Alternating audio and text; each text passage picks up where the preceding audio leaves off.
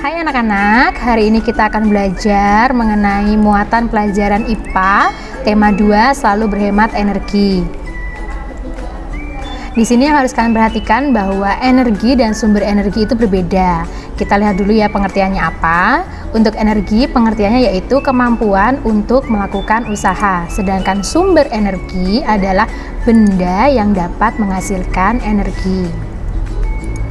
Di sini ada jenis-jenis energi. Yang pertama ada panas, ada bunyi, ada listrik, gerak, kimia, dan juga cahaya. Nah, untuk sumber energi dari masing-masing ini yang perlu kalian perhatikan, untuk sumber energi panas didapat dari matahari atau api. Untuk sumber energi bunyi, kalian bisa dapatkan dari alat musik yang kalian mainkan atau radio. Untuk sumber energi listrik, kalian bisa dapatkan dari listrik itu sendiri. Untuk sumber energi gerak, kalian bisa dapatkan dari angin atau air. Untuk sumber energi kimia, kalian bisa dapatkan dari baterai, dari aki, atau mungkin dari makanan yang kalian makan. Sedangkan untuk sumber energi cahaya, kalian bisa dapatkan dari api atau senter. Nah, di sini kita juga akan belajar mengenai apa saja manfaat dari matahari. Yang pertama yaitu matahari untuk menerangi bumi. Matahari juga membantu proses fotosintesis, di mana matahari akan mengeluarkan oksigen atau O2 yang akan membantu tumbuhan untuk memasak makanan pada daun. Matahari juga berguna sebagai sumber energi listrik yang bisa digunakan menggunakan alat panel surya yang nantinya juga akan digunakan untuk PLTS atau pembangkit listrik tenaga surya. Matahari juga digunakan untuk mengeringkan pakaian. Selain itu, matahari juga digunakan untuk menguapkan air dalam peristiwa daur air. Nah, yang selanjutnya yaitu manfaat dari angin. Yang pertama, angin dimanfaatkan untuk PLTB atau pembangkit listrik tenaga bayu. Angin juga digunakan untuk menggerakkan perahu layar. Selain itu, angin juga digunakan untuk membantu penyerbukan tanaman, dan angin juga digunakan untuk olahraga angin dan udara. Selanjutnya itu tentang manfaat air. Air digunakan untuk PLTA atau pembangkit listrik tenaga air. Air juga digunakan sebagai sarana transportasi. Dan juga air digunakan untuk sarana olahraga air, misalkan berenang atau yang lainnya. Air juga digunakan untuk irigasi atau pengairan di sawah. Dan air juga digunakan untuk budidaya ikan. Nah, kita akan juga belajar mengenai perubahan bentuk-bentuk energi. Yang pertama, listrik menjadi panas. Contoh-contoh bendanya yaitu ada setrika, ada rice cooker, dan juga ada oven. Juga ada benda-benda yang lain yang bisa mengubah listrik menjadi panas. Untuk pengubahan listrik menjadi gerak, di sini ada kipas angin, ada blender, dan juga ada mixer. Untuk perubahan bentuk energi listrik menjadi cahaya, di sini ada lampu. Lampu di sini ada dua jenisnya, yaitu ada lampu pijar dan juga ada lampu neon.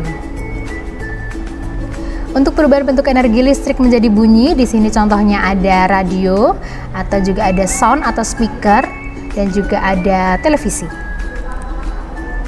Nah, untuk perubahan bentuk energi gerak menjadi listrik, di sini ada air terjun yang menggerakkan generator. Jadi nanti ini juga akan menjadi pembangkit listrik tenaga air, begitu. Untuk perubahan bentuk energi kimia menjadi listrik, yaitu ada dapat dari batu baterai atau aki yang akan menggerakkan mainan mungkin, atau juga menggerakkan alat-alat transportasi, misalnya seperti mobil atau motor, itu juga menggunakan aki.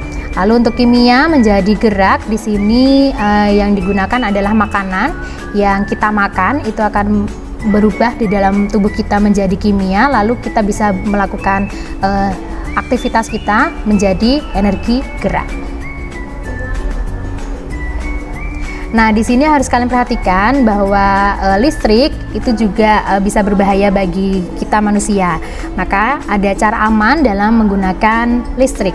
Yang pertama, saat kalian menghubungkan kabel ke stop kontak dan menghidupkan saklar, tangan kalian harus dalam keadaan kering.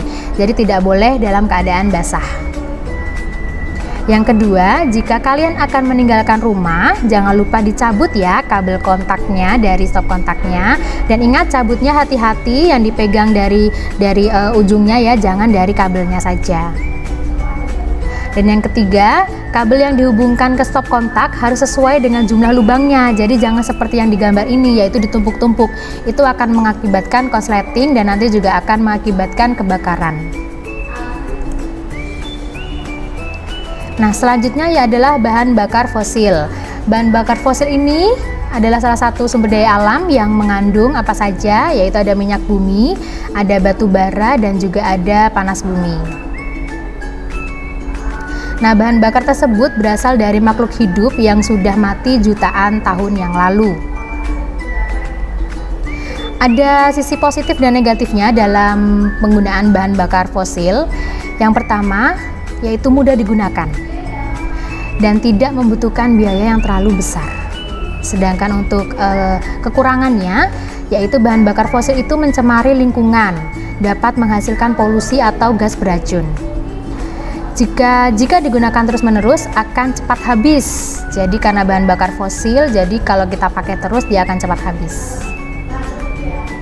Nah, karena akan cepat habis, maka banyak orang menciptakan energi alternatif, yaitu energi pengganti minyak bumi dan gas alam. Nah, di sini contohnya yaitu PLTS, kita bisa menggunakan tenaga surya untuk menghasilkan listrik, atau PLTA kita juga bisa menggunakan tenaga air. PLTB kita bisa menggunakan tenaga angin atau bayu. Dan PLTPB yaitu pembangkit listrik tenaga panas bumi yang bisa kita gunakan melalui panas bumi. Nah, di sini juga ada biogas, biodiesel atau bioetanol yang didapatkan dari, kalau biogas itu dari kotoran hewan, sedangkan biodiesel dan bioetanol itu dari limbah pertanian atau dari tanaman-tanaman.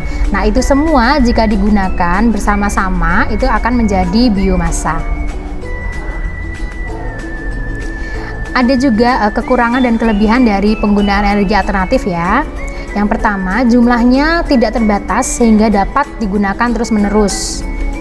Dan juga energi alternatif itu ramah lingkungan. Dan energi yang dihasilkan itu lebih besar.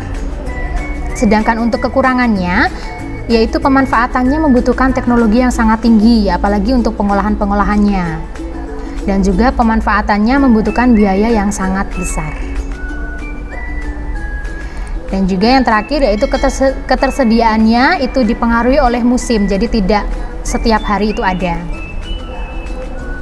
Nah, sekarang bagaimana untuk muatan pelajaran IPA di tema 2 sudah jelas ya? Kalau sudah jelas, kalian bisa mencoba latihan dari Bu Pena yang muatan IPA halaman 92 nomor 1 sampai nomor 5, halaman 118 nomor 1 sampai 5, halaman 142 nomor 1 sampai 4. Semangat dan selamat mengerjakan.